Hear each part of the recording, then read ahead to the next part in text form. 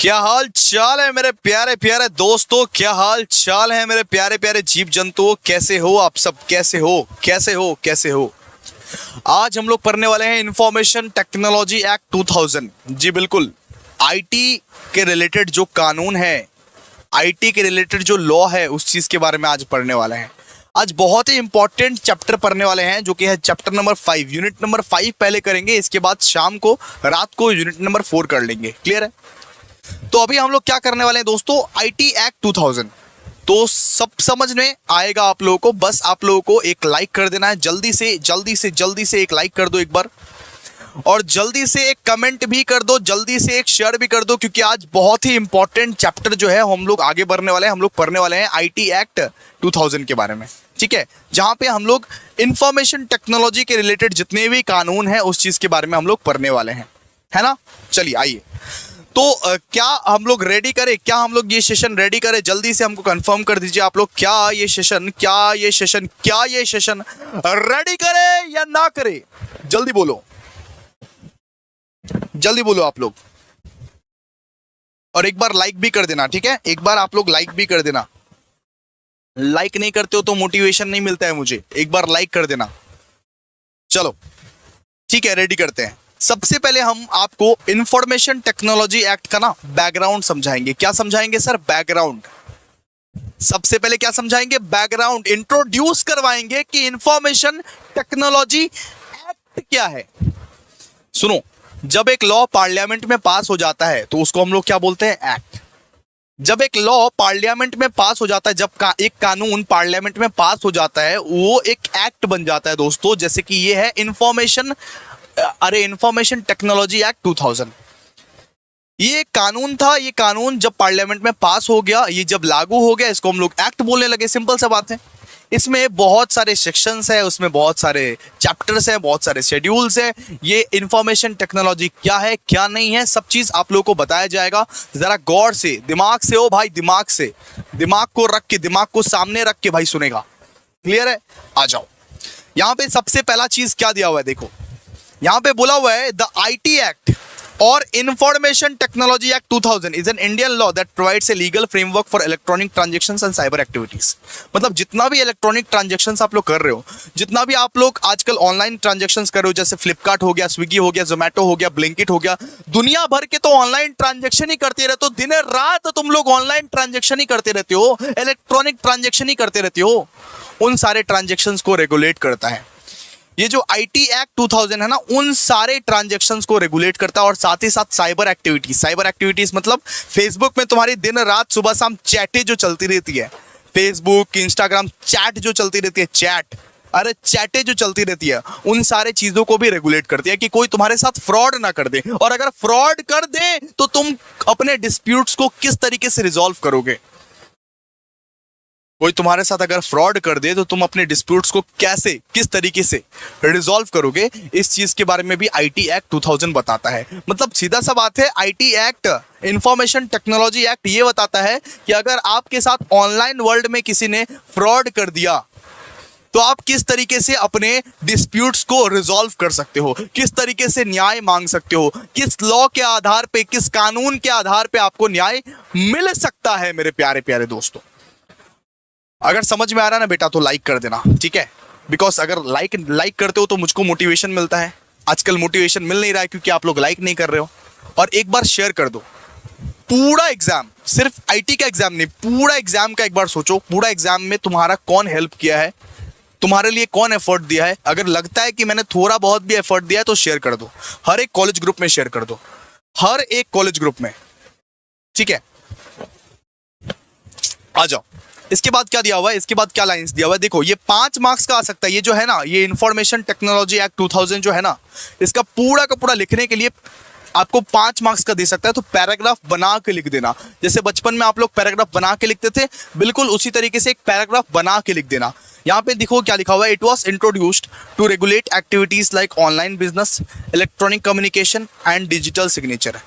ये जो IT act, ये जो इंफॉर्मेशन टेक्नोलॉजी एक्ट जो इंट्रोड्यूस हुआ था, किस चक्कर में इंट्रोड्यूस हुआ था, किस लिए इंट्रोड्यूस हुआ था? ताकि ऑनलाइन बिजनेस को रेगुलेट कर पाए। आज Amazon, फ्लिपकार्ट, स्विगी, ब्लिंकिट, जोमेटो, शादी.com ये जो ऑनलाइन हो रहे हैं, ये जो बेखौफ आप ऑनलाइन कर रहे हो, बिना खौफ के आप जो पेमेंट कर दे रहे हो कि हाँ भाई ऑनलाइन कर दे रहे हैं, आ जाएगा ऑटोमेटिकली, मेरा सामान आ जाएगा, मेरे साथ कोई फ्रॉड नहीं होगा। किस लिए कर रहे हो? क्योंकि आईटी एक्ट है, ये कानून है आपको बचाने के लिए, इसलिए बेखौफ बिना किसी डर के आप ऑनलाइन कर रहे हो। अगर ये एक्ट ना रहता ना बेटा, ये लॉ ना रहता ना, तो ये जो ई कॉमर्स वाला जो बिजनेस आप देख रहे हो ना, वो पूरा लुल बिजनेस रहता। कोई करता ही नहीं अमेजन, कोई करता ही नहीं फ्लिपकार्ट। हर इंसान एक ही चीज सोचता कि हमारे साथ अगर फ्रॉड हो गया तो क्या करते, हमें तो कोई बचाने वाला भी नहीं है। तो ये एक्ट है, ये कानून है, इंफॉर्मेशन टेक्नोलॉजी एक्ट है। इसी वजह से आप बेखौफ तरीके से आप अमेजन कर रहे हो, फ्लिपकार्ट कर रहे हो। दिन में 4-4 बार, 5-5 बार आप ऑर्डर प्लेस करते हो अमेजन पे, फ्लिपकार्ट पे, ब्लिंकिट पे, सारा का सारा चीज ऑनलाइन। किस लिए कर रहे हो? ऑनलाइन पेमेंट किस लिए कर पा रहे हो? इसके वजह से, इंफॉर्मेशन टेक्नोलॉजी एक्ट की वजह से। वरना आपके पास तो भरोसा ही नहीं रहता, आपको तो भरोसा ही नहीं रहता। ये लॉ बना हुआ है, आपको लगता है कि हाँ ये सब सारा जो लॉ है, ये जो इंफॉर्मेशन टेक्नोलॉजी एक्ट है, ये हमें बचाएगा, ये हमें रक्षा करेगा, इसीलिए आप करते हो। क्लियर है? इसके बाद देखिए यहां पे क्या बोला है, this act also addresses issues related to the cyber crime. मान लीजिए आपके साथ कोई हैकिंग वगैरह हो गया, आपका आइडेंटिटी को कोई चोरी कर लिया, मेरा आइडेंटिटी कोई चोरी करके पैसे मांग रहा है सबसे, तो मैं उस पर केस कर सकता हूं ना। ये एक्ट मेरे को रक्षा करेगा, ये एक्ट मेरा कवच है, कवच मतलब शील्ड। ये एक्ट मेरा रक्षा करेगा, वो जो हैकर है उसको पकड़ेगा, उससे वसूल करेगा पेनल्टी। यहां पे क्या लिखा हुआ है, this act also addresses issues like cyber crime such as hacking, identity theft, online fraud by setting penalties. क्या करेगा? पेनल्टी सेट करेगा, 5 करोड़ का पेनल्टी दो। अगर मान लो कोई मेरे साथ अगर फ्रॉड करता है, तो जितना बड़ा इंसान उतना बड़ा पेनल्टी, जितना बड़ा पैसा उतना बड़ा पेनल्टी। मान लो कि मान लो कि 1 लाख फ्रॉड कर दिया, तो उससे 10 लाख मांगेगा पेनल्टी के रूप में। तो हैकर लोग बेटा अगर पकड़ा जाएगा कभी, हैकर लोग वैसे पकड़ाता नहीं है, लेकिन पकड़ा जाएगा कभी तो उसका पूरा जिंदगी नाश कर देगा वो लोग। ठीक है, तो ये एक्ट में वही लिखा गया है, ये लॉ में यही लिखा गया है कि अगर आप किसी के साथ ऑनलाइन फ्रॉड करते हो तो उसके क्या क्या प्रावधान है, क्या क्या प्रोविजंस बनाए गए हैं, कौन कौन से सजा है, कौन कौन से सेक्शंस है, कौन कौन से चैप्टर्स है, कौन कौन से शेड्यूल्स है, किस किस में क्या क्या लिखा हुआ है, सब चीज आपको पता चल जाएगा। सिंपल सा बात है, ये ऑनलाइन बिजनेस को रेगुलेट करता है, इलेक्ट्रॉनिक कम्युनिकेशन को रेगुलेट करता है, डिजिटल सिग्नेचर को रेगुलेट करता है। मान लो हैकिंग कर रहा है कोई आपके साथ, कोई आपका आइडेंटिटी चोरी कर रहा है, उसके अगेंस्ट भी आप केस कर सकते हो। ये सब सारे इश्यूज को भी संभालता है। इतना तक आप लिख देना, ठीक है, इतना तक आप लिख देना। बस ये लिख देना कि इंफॉर्मेशन टेक्नोलॉजी एक्ट क्या है, एक इंडियन लॉ है जो एक लीगल फ्रेमवर्क प्रोवाइड करता है to regulate electronic transactions and cyber activities. It was introduced to regulate activities such as online business, electronic communication and digital signature. Online business को regulate करने के लिए ये आईटी एक्ट लाया गया है। इलेक्ट्रॉनिक कम्युनिकेशन को रेगुलेट करने के लिए आईटी एक्ट लाया गया है, और डिजिटल सिग्नेचर को रेगुलेट करने के लिए आईटी एक्ट लाया गया है। ठीक है, चलिए इसके बाद देखिए, इसके बाद और कुछ लाइंस आपको लिखने पड़ेंगे इसमें। सबसे पहला लाइन देखिए, the original act contains 94 sections and 13 chapters 4 schedules. ये जो आईटी एक्ट है इसमें करीब करीब 94 सेक्शंस है, 94 सेक्शंस, और 13 चैप्टर है और 4 शेड्यूल्स है। ये याद रखिएगा, 94 सेक्शंस, 13 चैप्टर और 4 शेड्यूल है इसमें। और ये एक्ट लागू कब से हुआ था? लागू हुआ था अक्टूबर 17, 2000 से। बस इतना याद रखिएगा, the information technology act 2000 come into effect on October 17, 2000। ये लागू कब से हुआ था? ये लागू हुआ था, यानी इन्फोर्समेंट कब से हुआ था, ये लागू कब से हुआ था इस देश में? अक्टूबर 17, 2000। डेट याद रखिएगा, अक्टूबर 17, 2000। और कुछ कुछ इंपॉर्टेंट पॉइंट्स जो कि आपको याद रखने चाहिए, बिकॉज 5 मार्क्स का आएगा तो आपको थोड़ा सा बड़ा तो लिखना पड़ेगा ना। 5 मार्क्स का आंसर कम से कम 12 लाइन का होना चाहिए दोस्तों, 12 लाइन का। जब तक 12 लाइन का ना होता है तब तक वो आंसर नहीं कहलाता, इसलिए 12 लाइन का तो कम से कम आंसर लिख के आना। सबसे पहला point, IT act 2000 shall extend to the whole of India. ये जो इंफॉर्मेशन टेक्नोलॉजी एक्ट है ये पूरा का पूरा होल ऑफ इंडिया में अप्लाई करता है, including Jammu and Kashmir, article 370 हट गया भाई। अब जम्मू एंड कश्मीर को इंक्लूड करके पूरा का पूरा देश में ये एप्लीकेबल है। ये आईटी एक्ट 2000 पूरा देश में एप्लीकेबल है, कोई भी कोना छूटा नहीं हुआ है। सुनो, आईटी एक्ट 2000 को साइन किया था प्रेसिडेंट के आर नारायण ने। किसने? प्रेसिडेंट के आर नारायण। अरे तब का प्रेसिडेंट था के आर नारायण। ये जो 2000 का प्रेसिडेंट था कौन? के आर नारायण। किस डेट को साइन किया था? 9 मई 2000 को। 9 मई 2000 को ये जो प्रेसिडेंट था वो साइन किया था। और ये एक्ट जो है, ये जो आईटी एक्ट 2000 है, ये इन्फोर्स कब हुआ? ये इफेक्ट में कब आया? ये इफेक्ट में आया 17 अक्टूबर 2000 को। ये इफेक्ट में आया। ये लागू कब हुआ? ये लागू हुआ 17 अक्टूबर 2000 को। जस्ट बना के ये सब लिख देना। चलो प्लीज, अब आप लोग चालू हो जाओ। अब आप लोग कमेंट में लिखो आईटी एक्ट के बारे में कुछ ना कुछ लिखो। बहुत सारा पॉइंट्स हम आपको बता दिए। चलो जल्दी बोलो।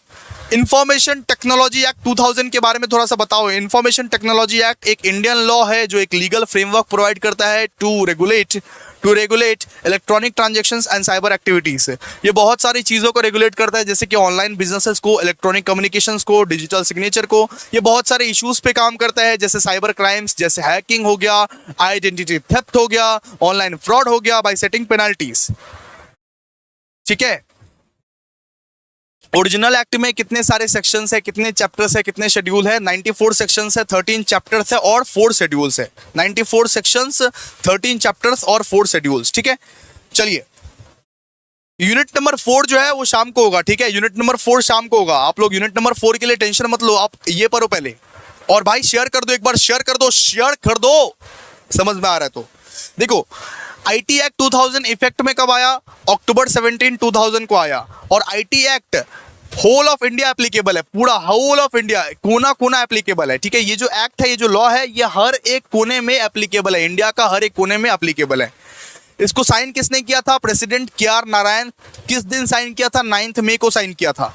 और ये लागू कब से हुआ? ये लागू हुआ 17 अक्टूबर 2000 से। ठीक है, रिवाइज भी करवा दिए। चलो अब पढ़ते हैं ऑब्जेक्टिव्स ऑफ आईटी एक्ट 2000। क्या क्या ऑब्जेक्टिव्स है? ये एक्ट के पीछे क्या क्या ऑब्जेक्टिव्स है? ऑब्जेक्टिव्स मतलब सर उद्देश्य।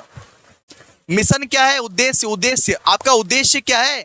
आपका क्या क्या ऑब्जेक्टिव है? ये आईटी एक्ट 2000 लाया क्यों गया था? क्या ऑब्जेक्टिव्स है इसका? ऑब्जेक्टिव्स, सबसे पहले एक लॉ की तरफ से मान्यता मिले इसलिए लाया गया था, एक लीगल रिकॉग्निशन मिले। सिंपल।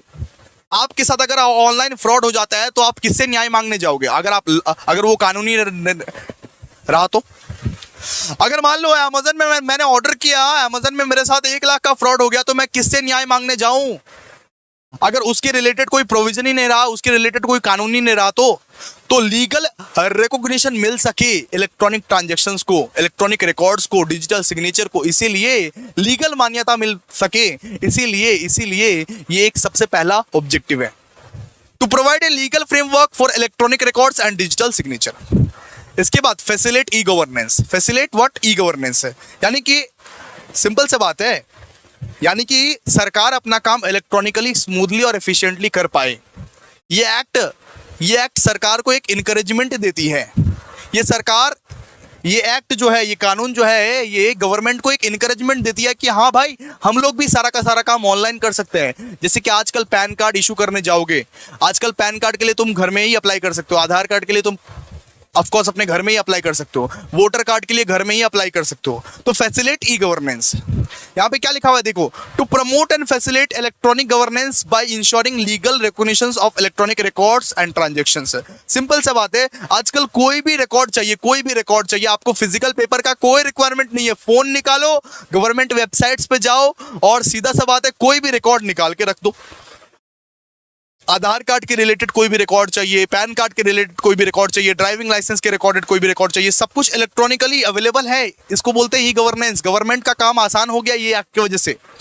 ये एक्ट की वजह से दोस्तों गवर्नमेंट का काम भी आसान हो गया। ई गवर्नेंस बहुत अच्छे से प्रमोट हो रहा है। सिंपल समझ आ रहा है ना? इसके बाद ई कॉमर्स जो प्रमोट हो रहा है, ई कॉमर्स का ग्रोथ। ई कॉमर्स मतलब क्या हो गया? ई कॉमर्स मतलब हो गया अमेजन, फ्लिपकार्ट, ईबे, ब्लिंकिट, ये सब जो कर रहे हो, इन सब का जो ग्रोथ हो रहा है, क्यों हो रहा है? आईटी एक्ट की वजह से। ये आईटी का कानून ना रहता तो तुम अभी तक अमेजन फ्लिपकार्ट पे ट्रस्ट नहीं करते कि कब कौन सा पैसा लेके भाग जाए, कुछ ठिकाना नहीं है। तो ये जो इंफॉर्मेशन टेक्नोलॉजी एक्ट आया है, इसी वजह से ई कॉमर्स का इतना ग्रोथ हो रहा है। इसी वजह से ये जो जेफ बेजोस अंकल है, ये जो टकले वाले अंकल है जेफ बेजोस, वो इतने अमीर हो रहे हैं। इसीलिए अमेजन पे आप इतना भरोसा कर रहे हो, फ्लिपकार्ट पे आप इतना भरोसा कर रहे हो कि अगर मेरे साथ अगर फ्रॉड हो भी गया, कल को मेरे साथ अगर फ्रॉड हो भी गया दोस्तों, कोई बात नहीं, मेरे को बचाने के लिए कोई ना कोई तो है। मेरे को बचाने के लिए ये एक्ट तो है, ये कानून तो है। मैं कोई एक्ट के सहारे अपने आप को बचा तो सकता हूं। ठीक है, यहां पे क्या लिखा हुआ है? To support the growth of e commerce by establishing a secure and legal framework for online transactions. इसके बाद cyber crime and security. Next क्या है? Cyber crime and security. To address cyber crimes. मान लो आपके साथ साइबर क्राइम हो गया, आपके साथ कोई साइबर क्राइम कर दिया, आपका डेटा कोई हैक कर दिया, आपका डेटा कोई चोरी कर लिया, तो उन लोग से बचाने के लिए, उन लोगों को सजा दिलवाने के लिए आपको कोई कानून मदद करेगा ना। वो कानून है दोस्तों आईटी एक्ट 2000। IT act 2000। ठीक है, सिंपल सा बात है। उन लोग पे एक फाइन चार्ज किया जाएगा। ठीक है, इसके बाद रेगुलेट सर्टिफाइंग अथॉरिटीज। जो सर्टिफाइंग अथॉरिटी रहता है, सर्टिफाइंग अथॉरिटी कौन है? सर्टिफाइंग अथॉरिटी वो है जो आपके लिए डिजिटल सिग्नेचर को इशू करेगा। सर्टिफाइंग अथॉरिटी वो है जो आपके लिए डिजिटल सिग्नेचर को इशू करता है। डिजिटल सिग्नेचर यानी कि ऑनलाइन सिग्नेचर, सब एक्सप्लेन करूंगा, बाद में एक्सप्लेन करूंगा। तो उनको रेगुलेट करने के लिए भी ये आईटी एक्ट 2000 काफी है। ये IT act 2000 information technology act, ये इंफॉर्मेशन आईटी एक्ट जो है ना, आईटी एक्ट सर्टिफाइंग अथॉरिटी को भी रेगुलेट करता है and establishes cyber appellate tribunal. IT act, ये जो आईटी एक्ट है, ये आईटी एक्ट क्या करता है? साइबर अपीलेट ट्राइब्यूनल को एस्टैब्लिशमेंट भी यही किया है। साइबर अपीलेट ट्राइब्यूनल वो एक मैकेनिज्म है, वो एक मैकेनिज्म को क्रिएट करता है जहां से आप अपने सारे डिस्प्यूट्स को रिजॉल्व कर सकते हो, सारे अपील्स को रिजॉल्व कर सकते हो। साइबर अपीलेट ट्राइब्यूनल मतलब जहां पे आप अपने सारे दलीलें को एक्सप्रेस कर सकते हो और उसको रिजॉल्व कर सकते हो। जितने भी आपके कंप्लेंट्स है, जितने भी आपके मतलब कि डिस्प्यूट्स है, उसको आप वहां पे रिजॉल्व कर सकते हो कि मेरे साथ ऑनलाइन फ्रॉड हुआ, तो उसका आपको रिजॉल्व कहाँ मिलेगा, उस पर्टिकुलर डिस्प्यूट कैसे आपके साथ रिजॉल्व हो जाएगा। सिंपल।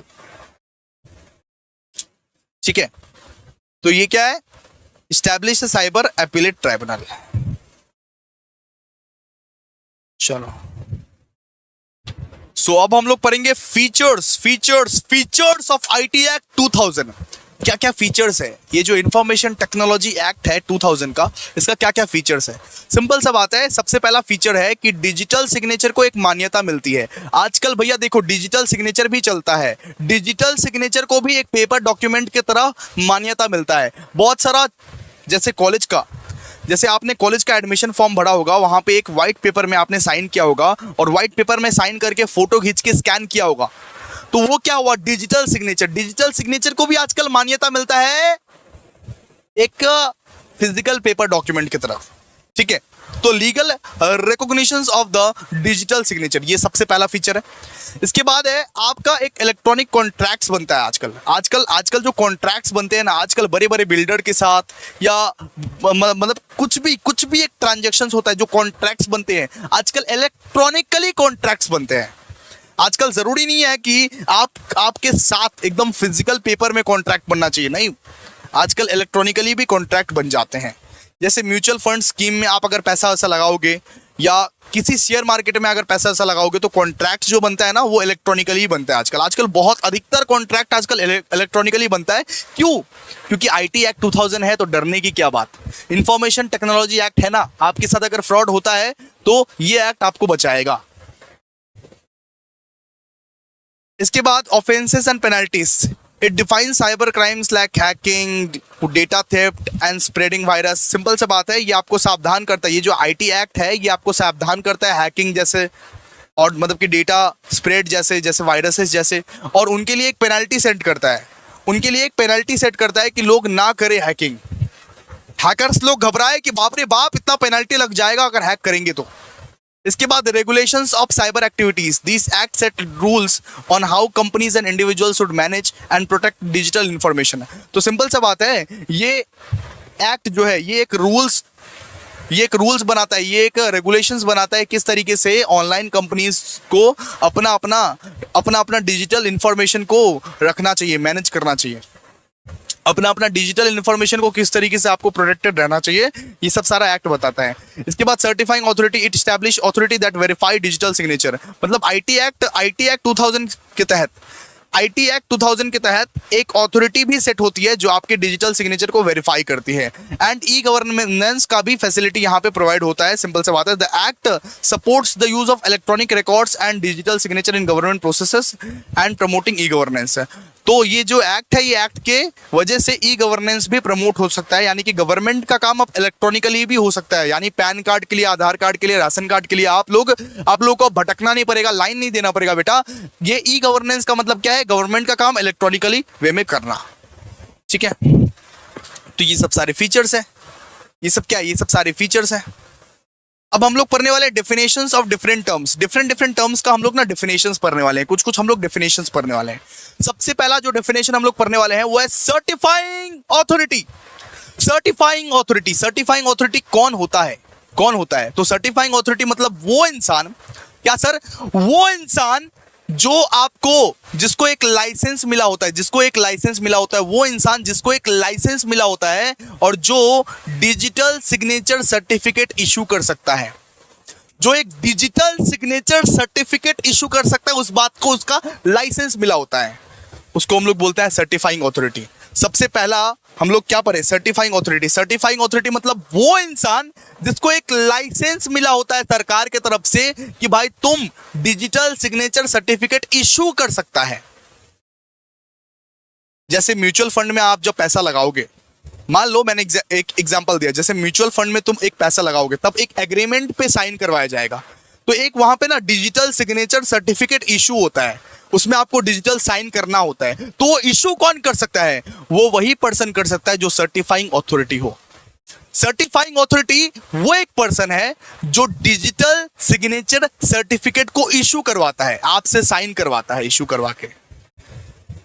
उसको हम लोग क्या बोलते हैं, उसको हम लोग बोलते हैं certifying authority under section 24, under section 24, ठीक है। अब कंप्यूटर का मतलब समझेंगे, कंप्यूटर का मतलब क्या है, ऑलरेडी बता चुके हैं कंप्यूटर क्या होता है। तो सिंपल सा बात है, computer means any electronic, magnetic, optical और high speed data processing device और system which perform logical, arithmetic and memory functions by manipulations of electronic, magnetic or optical impulses and includes all input, output, processing, storage, computer software or communication facilities which are connected or related to the computer in a computer system or computer network। तो simple सा बात बोला गया आप यहाँ पे कि computer एक इलेक्ट्रॉनिक, मैग्नेटिक, ऑप्टिकल और high speed data processing device या सिस्टम को बोला जाता है जो कि एक लॉजिकल, अरिथमेटिकल और मेमोरी फंक्शंस को परफॉर्म करता है। सिंपल सा बात है, कंप्यूटर एक इलेक्ट्रॉनिक, मैग्नेटिक, ऑप्टिकल या तो high speed data processing device को बोला जाता है जो कि लॉजिकल, अरिथमेटिकल और मेमोरी फंक्शंस को परफॉर्म करता है। और उसके साथ बहुत सारे डिवाइसेस होते हैं जैसे input device, output device, processing, storage, computer software और कम्युनिकेशन फैसिलिटीज, सारा का सारा फैसिलिटीज है, होता है ना भाई। Input device, output device, processing, storage, computer software और बहुत सारा फेसबुक, व्हाट्सअप, इंस्टाग्राम वाला भी ऐप रहता है, इसको हम लोग क्या बोलते हैं, कम्युनिकेशन फैसिलिटीज। मतलब कंप्यूटर के थ्रू आप कम्युनिकेट भी कर सकते हो, कम्युनिकेट भी कर सकते हो, जो कि भैया कनेक्टेड रहता है कंप्यूटर नेटवर्क से और बहुत सारे सिस्टम से। इसको हम लोग क्या बोलते हैं, कंप्यूटर। इसको हम लोग क्या बोलते हैं, कंप्यूटर। अच्छा, बात करते हैं कंप्यूटर नेटवर्क क्या होता है। सिंपल सा बात है, एक पीसी अगर दूसरे पीसी से कनेक्टेड है उसको हम लोग क्या बोलेंगे, नेटवर्क। एक पीसी अगर दूसरे पीसी से कनेक्टेड है किसी भी वे में उसको हम लोग क्या बोलेंगे, उसको हम लोग बोलेंगे कंप्यूटर नेटवर्क है। एक फोन अगर दूसरा कोई कंप्यूटर से कनेक्टेड है उसको हम लोग क्या बोलेंगे, कंप्यूटर नेटवर्क, ठीक है। तो यहाँ पे क्या दिया हुआ देखिए, यहाँ पे बोला हुआ है it means the interconnection of one और मोर कंप्यूटर और कंप्यूटर सिस्टम्स। यानी कि आप अपने कंप्यूटर को दूसरे कंप्यूटर के साथ इंटरकनेक्ट करोगे, उसको हम लोग बोलेंगे कंप्यूटर नेटवर्क। या आप अपने कंप्यूटर को कंप्यूटर सिस्टम के साथ इंटरकनेक्ट करोगे, उसको भी हम लोग बोलेंगे कंप्यूटर नेटवर्क। सिंपल सी बात है। या तो आप माइक्रोवेव से कर रहे हो, या तो आप सैटेलाइट से कर रहे हो, या तो आप वायर से कर रहे हो, वायरलेस से कर रहे हो, किसी भी तरीके से एक कंप्यूटर के साथ दूसरे कंप्यूटर को, एक सिस्टम के साथ दूसरे सिस्टम को इंटरकनेक्ट कर रहे हो, उसको हम लोग क्या बोलेंगे? Computer network. Simple as that, as simple as that. अरे एक कंप्यूटर को दूसरे कंप्यूटर से इंटरकनेक्ट कर रहे हो, उसको हम लोग क्या बोलेंगे? Computer network. ठीक है। अब देखिए, अब हम लोग बोलेंगे कंप्यूटर सिस्टम किसको बोलते हैं। अब आप लोग बोलिएगा सर कंप्यूटर सिस्टम किसको बोलते हैं? कंप्यूटर सिस्टम मतलब सिंपल सा बात है, एक कंप्यूटर के साथ जो सारे सामान उपलब्ध रहते हैं उसको हम लोग क्या बोलेंगे? Computer system. Computer system means device और collection of device. Collection of device जैसे कि इनपुट डिवाइस हो गया, आउटपुट डिवाइस हो गया, माउस, कीबोर्ड, प्रिंटर, मॉनिटर, ये सब क्या है? ये सब कंप्यूटर सिस्टम है। सिर्फ एक कंप्यूटर ही थोड़ा ना रहता है, उसके साथ बहुत सारे सामान और भी रहते हैं ना, उसको हम लोग क्या बोलते हैं? Computer system. तो सिस्टम मींस ए डिवाइस और collection of device including input, output, support device and excluding calculator. अरे कैलकुलेटर को नहीं जोड़ेंगे, कैलकुलेटर को नहीं जोड़ेंगे, ठीक है।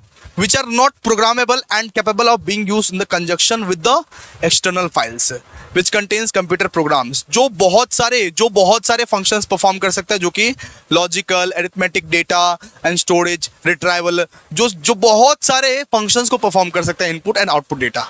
ठीक है। तो कंप्यूटर मतलब कि ये किसको हम लोग बोलेंगे? सिंपल सा बात है, collection of device including input and output support devices. ठीक है। आइए, मजा आ रहा ना भाई? मजा आ रहा ना? अब आइए नेक्स्ट है दोस्तों कंट्रोलर। कंट्रोलर कौन होता है? कंट्रोलर वो होता है जो सर्टिफाइंग अथॉरिटी को कंट्रोल करता है। कंट्रोलर वो होता है जो सर्टिफाइंग अथॉरिटी को कंट्रोल करता है। Controller means the controller of certifying authority appointed under subsection 7 of section 17। Controller मतलब कोई ना कोई तो कंट्रोल करने वाला होना चाहिए ना। सर्टिफाइंग अथॉरिटी को जो कंट्रोल करता है वो है कंट्रोलर, जिसको अपॉइंट किस सेक्शन से किया जाता है? Sub section 7 of section 17। ठीक है। इसके बाद साइबर सिक्योरिटी। साइबर सिक्योरिटी मतलब किसी का इंफॉर्मेशन को, किसी के इक्विपमेंट को, किसी के डिवाइस को, किसी के कंप्यूटर को प्रोटेक्ट करना। साइबर सिक्योरिटी मतलब किसी के इंफॉर्मेशन को, किसी के इक्विपमेंट को, किसी के डिवाइस को, किसी के कंप्यूटर को, किसी के कंप्यूटर रिसोर्स को, किसी के कम्युनिकेशन डिवाइस को प्रोटेक्ट करना, रक्षा करना कि भाई कोई हैकर हैक ना कर ले। इसको हम लोग क्या बोलते हैं? Cyber security. इसको हम लोग क्या बोलते हैं? Cyber security. मतलब कोई उसका अनऑथराइज्ड एक्सेस ना कर ले, कोई उसका अनऑथराइज्ड यूज ना कर ले। सिंपल सा बात है। कोई हैकर लोग आपका इंफॉर्मेशन को, इक्विपमेंट को, डिवाइस को, कंप्यूटर रिसोर्स को अगर यूज करेगा तो दिक्कत हो जाएगा ना। तो साइबर सिक्योरिटी का मतलब क्या है? साइबर सिक्योरिटी का मतलब है आपका इंफॉर्मेशन, आपका इक्विपमेंट, आपका डिवाइस, आपका कंप्यूटर, आपका रिसोर्स को कोई रक्षा करता है, कोई शील्ड प्रोवाइड करता है, उसको हम लोग क्या बोलते हैं? Cyber security. ठीक है। इसके बाद डेटा मतलब क्या हो गया? देखिए यहां पे क्या दिया हुआ? डेटा। अरे data means a representation of the information, knowledge, facts, concepts और इंस्ट्रक्शंस। तो मतलब कि डेटा मतलब कुछ कोई इंफॉर्मेशन दिया, कुछ कोई नॉलेज वाला बात बोला, कुछ कोई फैक्ट वाला बात बोला, कुछ कोई कंसेप्ट बोला, कुछ कोई इंस्ट्रक्शंस दिया। ठीक है। विच आर बीइंग प्रिपेयर्ड और have been prepared in a formalised manner and is intended to be processed and is being processed और has been processed in a computer system और मतलब कि कंप्यूटर नेटवर्क। सिंपल सा बात है। उसको हम लोग क्या बोलेंगे? उसको हम लोग बोलेंगे डेटा। ठीक है। जिसको हो सकता है कि प्रोसेस करना बाकी है, या जो प्रोसेस हो रहा है, या जो प्रोसेस होगा, उसको हम लोग क्या बोलेंगे? डेटा। बात करते हैं डिजिटल सिग्नेचर। डिजिटल सिग्नेचर क्या होता है? डिजिटल सिग्नेचर क्या होता है? देखिए यहां पे क्या दिया हुआ है? अरे digital signature means authentications of the electronic record by A subscriber by means of electronic mode और मतलब कि procedure in accordance with the provisions of section 3। Simple सा बात है। डिजिटल सिग्नेचर का मतलब क्या है? इलेक्ट्रॉनिक रिकॉर्ड्स को आप वेरीफाई कर रहे हो, कोई भी इलेक्ट्रॉनिक रिकॉर्ड को आप वेरीफाई कर रहे हो, इसको हम लोग क्या बोलते हैं? Digital signature. मतलब डिजिटली ये अगर कोई सिग्नेचर कर रहे हो, आप डिजिटली कोई एक सिग्नेचर कर रहे हो और उसका वेरिफिकेशन हो रहा है, उसको हम लोग क्या बोलते हैं? Digital signature. इसके बाद सर डिजिटल सिग्नेचर सर्टिफिकेट क्या होता है? Digital signature certificate means A certificate issued under subsection 4 of section मतलब कि 35। सबसेक्शन 4 सेक्शन 35 के तहत कोई भी सर्टिफिकेट अगर इशू होगा उसको हम लोग क्या बोलेंगे? डिजिटल सिग्नेचर सर्टिफिकेट है। इलेक्ट्रॉनिक गेजेट क्या होता है? Electronic gazette means official gazette published in official gazette publish in the electronic form. Official gazette published in the electronic form. Electronic record क्या होता है? इलेक्ट्रॉनिक रिकॉर्ड मतलब होता है डेटा या रिकॉर्ड या कोई डेटा जनरेट हुआ है जो कि इमेज और या तो साउंड के फॉर्म में है, ठीक है, उसको हम लोग क्या बोलते हैं? उसको हम लोग बोलते हैं इलेक्ट्रॉनिक रिकॉर्ड। मतलब कुछ भी इंफॉर्मेशन जो जनरेट होके आया है, कुछ भी इंफॉर्मेशन जो एक कंप्यूटर से जनरेट हुआ है उसको हम लोग क्या बोलते हैं? Electronic record. Electronic record. इसके बाद ओरिजिनेटर। ओरिजिनेटर क्या होता है? ओरिजिनेटर कौन होता है? Originator means a person who sends, generate and stores और transmit any electronic message. Simple सा बात है, ओरिजिनेटर वो इंसान होता है जो कोई मैसेज को सेंड करता है, जनरेट करता है, स्टोर करता है या ट्रांसमिट करता है। कोई इलेक्ट्रॉनिक मैसेज को सेंड करता है या जनरेट करता है या स्टोर करता है या ट्रांसमिट करता है उसको हम लोग क्या बोलते हैं? ओरिजिनेटर।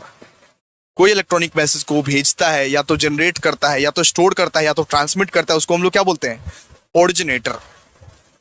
सब्सक्राइबर मतलब क्या हो गया? Subscriber means a person in whose name the digital signature certificate is issued.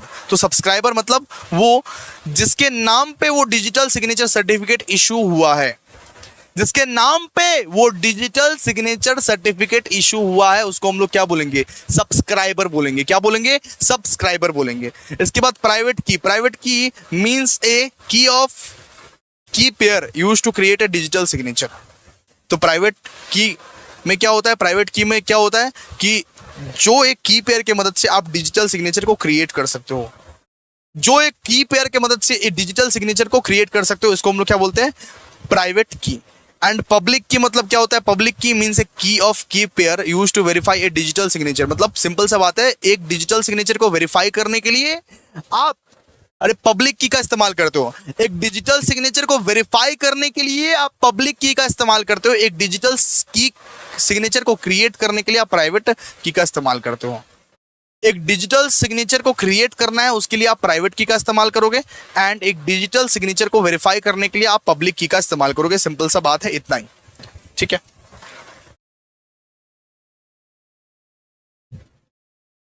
अब देखिए, अब डिजिटल सिग्नेचर मतलब क्या हो गया? डिजिटल सिग्नेचर क्या हो गया? A digital signature is like an electronic version of a handwritten signature. जैसे कि मैं मान लीजिए यहां पे डिजिटल सिग्नेचर कर रहा हूं, मैं ये सिग्नेचर अपना पॉकेट कॉपी में नहीं किया, मैं ये सिग्नेचर अपना कॉपी में नहीं किया, लेकिन मैं क्या किया? डिजिटल सिग्नेचर किया, मैं ऑनलाइन सिग्नेचर किया, हैंड रिटन सिग्नेचर किया। इसको हम लोग क्या बोलेंगे? Digital signature. A digital signature is like an electronic version of your handwritten signature. It is used to prove that a document और message was created, was sent to you and that has not changed along the way. मतलब simple सा बात है, electronically अगर आप signature करते हो उसको हम लोग क्या बोलते हैं? Digital signature. इलेक्ट्रॉनिकली अगर सिग्नेचर करते हो, इलेक्ट्रॉनिकली अगर कुछ साइन करते हो तो हम लोग क्या बोलते हैं? Digital signature. अब देखिए, ई गवर्नेंस है। ई गवर्नेंस मतलब क्या हो गया? ई governance meaning using technology specially the internet. Simple सा बात है, अगर गवर्नमेंट इंटरनेट का यूज करेगा और सारा का सारा काम इलेक्ट्रॉनिकली कर देगा, कितना सुविधा होगा पब्लिक लोगों को। आजकल आप देख ही सकते हो, पैन कार्ड के लिए आप इलेक्ट्रॉनिकली अप्लाई कर रहे हो, आधार कार्ड के लिए आप इलेक्ट्रॉनिकली अप्लाई कर रहे हो, रेशन कार्ड के लिए आप इलेक्ट्रॉनिकली अप्लाई कर रहे हो, ड्राइविंग लाइसेंस के लिए आप इलेक्ट्रॉनिकली अप्लाई कर रहे हो। ई गवर्नेंस मतलब गवर्नमेंट का काम आसान बनता है using electronic, using internet. E governance means using technology. Government जब टेक्नोलॉजी का यूज करके जनता का भलाई करता है, जनता का काम आसान बनाता है, उसको हम लोग क्या बोलते हैं? E governance. तो E governance meaning using technology specially the internet to improve the way government work and provide services to people instead of doing things on paper or in person like applying for driver's license or paying tax. People can do this task online. आप क्या कर सकते हो? आप online सारा का सारा task कर सकते हो। जैसे कि आपको अगर टैक्स देना है, आपको अगर लाइसेंस के लिए देना है कुछ भी, तो आप ये सब सारा काम कैसे कर सकते हो? ऑनलाइन कर सकते हो। इसको हम लोग क्या बोलते हैं? E governance. Simple, e governance, ठीक है। चलिए, अब क्या क्या बेनिफिट्स है ई गवर्नेंस के? ई गवर्नेंस के क्या क्या बेनिफिट्स है? ई गवर्नेंस आपको ई गवर्नेंस आपको कन्वीनियंस प्रोवाइड करता है। You can access services any time and anywhere, मतलब कि गवर्नमेंट सर्विसेज आप कोई भी टाइम में कोई भी जगह पे एक्सेस कर सकते हो। सो सबसे पहला बेनिफिट मिलता है ई गवर्नेंस का, कन्वीनियंस। आप कहीं से भी कहीं पर भी कोई भी टाइम में अपना काम कर सकते हैं। अगर मुझे पैन कार्ड के लिए अप्लाई करना है तो मैं रात को 2 बजे भी अप्लाई कर सकता हूँ, मैं दिन को 12 बजे भी अप्लाई कर सकता हूँ, अपने अपने कन्वीनियंस के हिसाब से। मेरे को बार बार करके ऑफिसेस विजिट नहीं करना पड़ेगा, मेरे को बार बार करके सरकारी कार्यालय के विजिट नहीं करना पड़ेगा। सिंपल सा बात है। इसके बाद क्या है, फास्टर सर्विसेज है। बहुत फास्ट वे में, बहुत क्विकर वे में आपका काम परफॉर्म होगा, एकदम फास्ट वे में आपका काम परफॉर्म होगा। Online processes are quicker, reducing wasting time और थिंग्स लाइक लाइसेंसेस, सर्टिफिकेट और टैक्स पेमेंट। सिंपल सा बात है। आपको बहुत फास्टर सर्विसेज मिलेगा, एकदम बहुत जल्दी सर्विसेज मिलेगा आपको। इसके बाद क्या है, इसके बाद है transparency. E governance make government activities were more open, so it is easier to see how decision are make and money spent. मतलब एक ट्रांसपेरेंसी आएगा। अरे गवर्नमेंट सिस्टम में एक ट्रांसपेरेंसी आएगा, किस तरीके से काम हो रहा है, गवर्नमेंट क्या काम कर रहा है, गवर्नमेंट कोई घपला तो नहीं कर रहा है, सारा का सारा आप चीज देख पाओगे। आप ट्रांसपेरेंट सिस्टम रहेगा पूरा। कॉस्ट इफेक्टिव, ज़्यादा आप लोगों को कॉस्ट खर्चा नहीं पड़ने वाला है, क्योंकि आपको फिजिकल विजिट तो करना ही नहीं है, ज़्यादा यहाँ पे पेपर वर्क तो है ही नहीं। तो इससे क्या होगा, इससे सस्ता में ही काम आपका निपट जाएगा। इसके बाद रिड्यूस्ड करप्शन, भाई करप्शन भी रिड्यूस होगा बहुत ज़्यादा। जो रिकॉर्ड जो रहता है ऑनलाइन रिकॉर्ड क्लाउड पे सेव रहता है, जैसे आप लोग को पता है। तो इससे क्या होता है, इससे बहुत कम करप्शन होगा, करप्शन होना कम हो जाएगा। इससे क्या होगा, बेटर कम्युनिकेशन होगा। इससे हर एक सिटीजन अपना फीडबैक एक गवर्नमेंट वेबसाइट्स पे दे सकेंगे। लोग जान पाएंगे कि ये वेबसाइट या ये एप्लीकेशन किस तरीके से परफॉर्म कर रहा है, यानी कि कम्युनिकेशन बहुत बढ़िया हो पाएगा। तो ई गवर्नेंस का ये सब फायदा है।